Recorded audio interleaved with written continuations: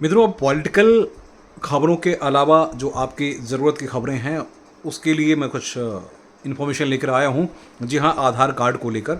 और देश की राजधानी में आधार कार्ड का मसला बहुत ही लंबित पड़ा हुआ है और बहुत बुरी हालत में है। जी हाँ, तो अभी की जो चर्चा है उसमें मैं आपको बता दूं कि चर्चा ये है कि आधार कार्ड को लेकर 14 सितंबर के बाद बहुत सारे बदलाव होने बंद कर दिए जाएंगे। जो मेरे पास इन्फॉर्मेशन है उसमें है कि अगर आपने अब तक अपना आधार कार्ड नहीं बनाया है तो ये खबर आपके लिए बहुत महत्वपूर्ण है।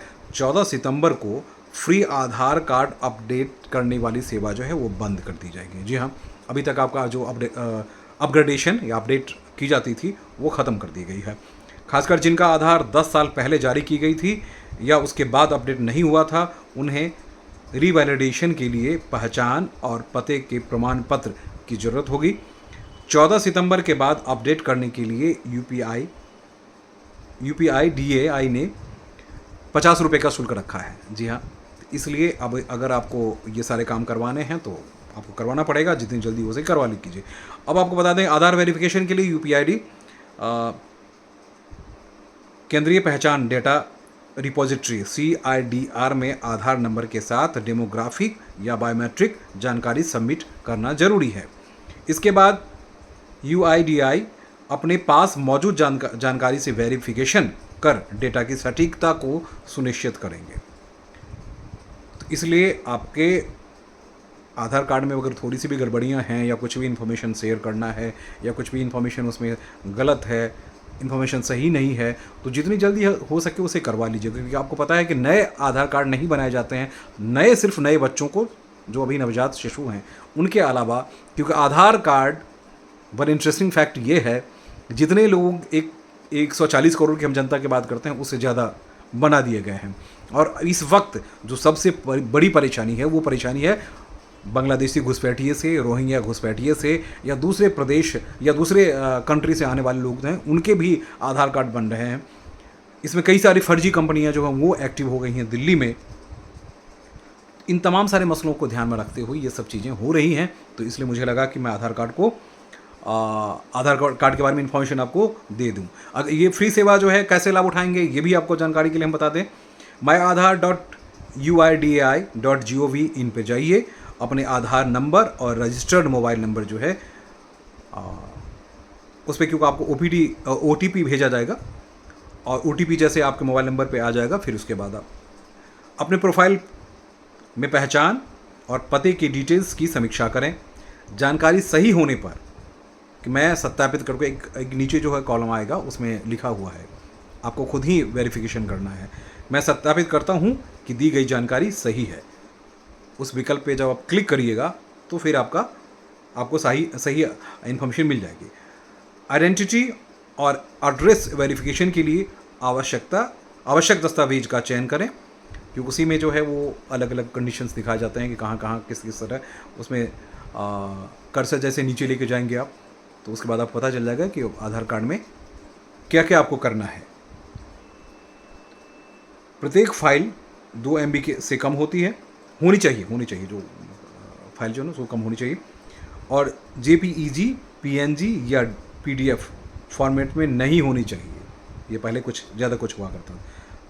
अब जानकारी की पूरी समीक्षा कर लें, पूरी पढ़ लें, उसके बाद उसको क्लिक करें। अभी आधार विवाद क्या हो रहा है वो मैं बताता हूँ। 2024 के लोकसभा चुनाव से पहले पश्चिम बंगाल के मुख्यमंत्री ममता बनर्जी ने आरोप लगाया था कि राज्य के कई नागरिकों के आधार कार्ड डीलिंक कर दिए गए हैं। जी हाँ, आधार कार्ड में फर्जीवाड़े होने के बाद कई सारे हिस्सों में इस तरह की इन्फॉर्मेशन आई है, और UIDI ने इस पर प्रतिक्रिया देते हुए कहा था कि कोई आधार कैंसिल नहीं किया गया है। आधार 28 जनवरी 2009 को शुरू किया गया था और यह पैन कार्ड व मतदाता पहचान पत्र जैसे अन्य दस्तावेजों के लिए एक महत्वपूर्ण पहचान पत्र बना दिया गया है। दूसरी तरफ देश के दूसरे हिस्से की हम बात करते हैं कि दूसरे हिस्से में क्या हो रहा है ना। तो आधार में काफ़ी कुछ बदलाव किए जा रहे हैं। जैसे असम की हम चर्चा करते हैं, असम की इसलिए हम चर्चा करते हैं कि वहाँ के आधार कार्ड के लिए आपको कुछ इन्फॉर्मेशन होना बहुत ज़रूरी है। NRC सर्टिफिकेट होना ज़रूरी है। क्यों? रोहिंग्या मुसलमानों को ध्यान में रखते हुए या बांग्लादेशी घुसपैठियों को ध्यान में रखते हुए ये डिसीजन असम सरकार ने ली है। आधार कार्ड पे बहुत से बड़े डिसीजन लिए गए हैं, क्योंकि अब आधार कार्ड नहीं बनाए जा रहे हैं। अगर अब बन रहे हैं तो फर्जीवाड़े बन रहे हैं। अब सबसे बड़ी परेशानी ये हो गई है, देश की राजधानी दिल्ली की हम चर्चा करते हैं, कई सारे ऐसे डिस्ट्रिक्ट्स हैं जहां आधार कार्ड नहीं बन रहे हैं, सेंटर्स कब से बंद पड़े हुए हैं और डिस्ट्रिक्ट मजिस्ट्रेट आराम से सो के बंसी बजा रहे हैं, है ना। जबकि इस तरह के एसेंशियल इंफॉर्मेशन के लिए इमीडिएट इम्पैक्ट होने चाहिए थे और आधार कार्ड सेंटर खुले होने चाहिए थे। ये गवर्नमेंट ऑफ इंडिया का एक डायरेक्शन है पहले से। तो देश की राजधानी में भी ऐसी व्यवस्था हो गई है। यहाँ जो रोहिंग्या तमाम सारे जो विदेशी कुछ मूल के आए हुए लोग हैं, उनके भी आधार कार्ड कई हिस्से में बन चुके हैं।